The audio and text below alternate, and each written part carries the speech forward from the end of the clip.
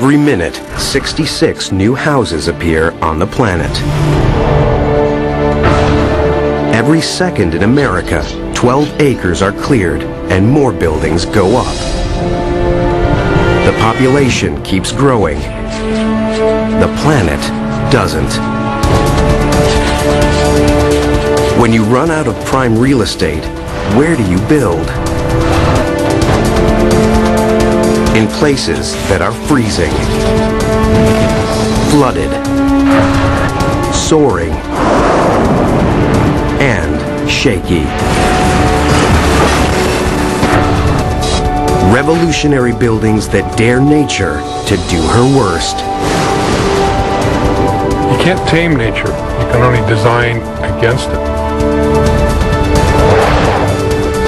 We're at the verge of a revolutionary change, not just in architecture, but in the way we all live our lives. We simply must change. It will happen. It must happen. Tomorrow's shelter is here today. Sooner than you think, you may be living in one.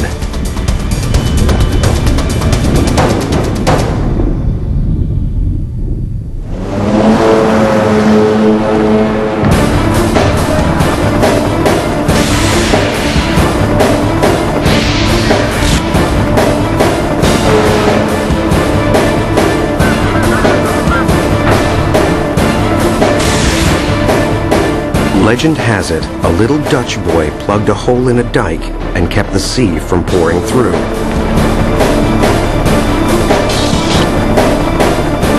But no one can stop the sea from pouring over.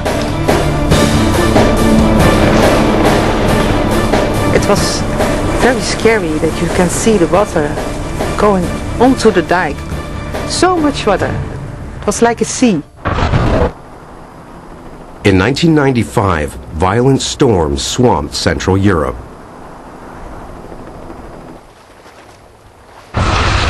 Anja van der Molen was one of 250,000 Dutch people evacuated from their homes. All the highways are filled with cars and packed cars with children, animals, cows, horses, everything had to move out.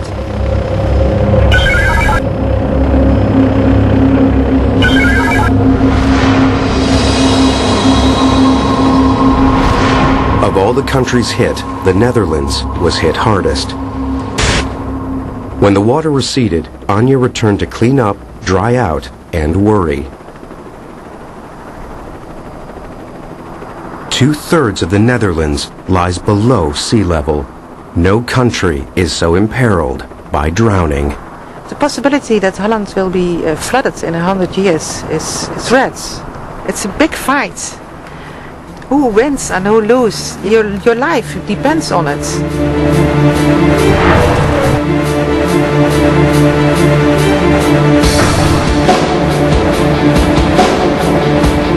In the wake of the flood, the Dutch government proposed a radical idea. Living with nature, not fighting it. They enlisted a construction specialist to develop houses that could truly go with the flow.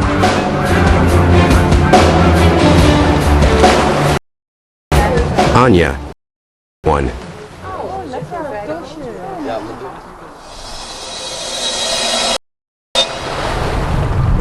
Her house, built in the town of Maasbommel, if danger rise, her house is amphibious.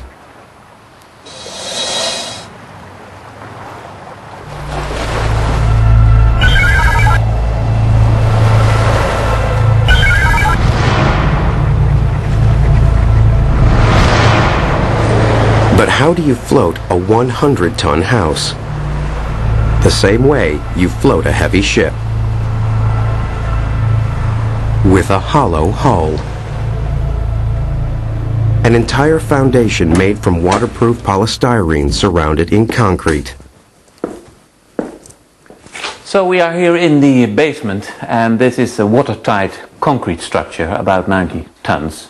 And this structure, in fact, provides the buoyancy, and which result that the whole structure will start to float. Chris Zevenbergen is the project director.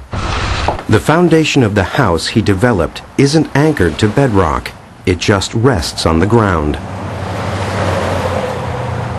And you see here the floating constructions, the concrete pontoons. And as soon as the flood has come up to this level, it's about 10 feet, the whole structure started to float. If the river floods, the rising water will lift the entire house, just like a ship. This time, Anya will stay put and stay high and dry. It's very nice to be here. When the water comes up, I go up too, so I think it's safe, yeah.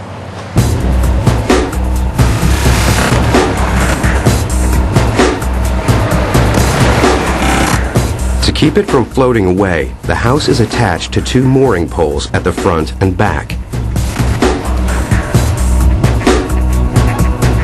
When they rise, plumbing, electrical, and gas lines remain securely connected.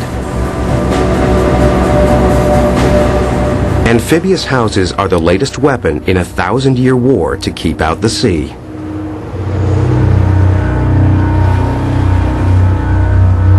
A saying goes, God created the world, but the Dutch created the Netherlands. They began by building earthen mounds for their homes and earthen levees to protect them.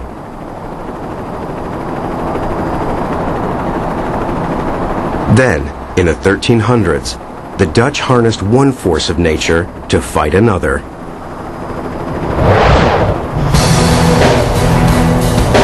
Wind versus water. The windmill drained water from marshes and pumped it into canals and dikes. It was a revolution in land reclamation and the groundwork of modern Holland.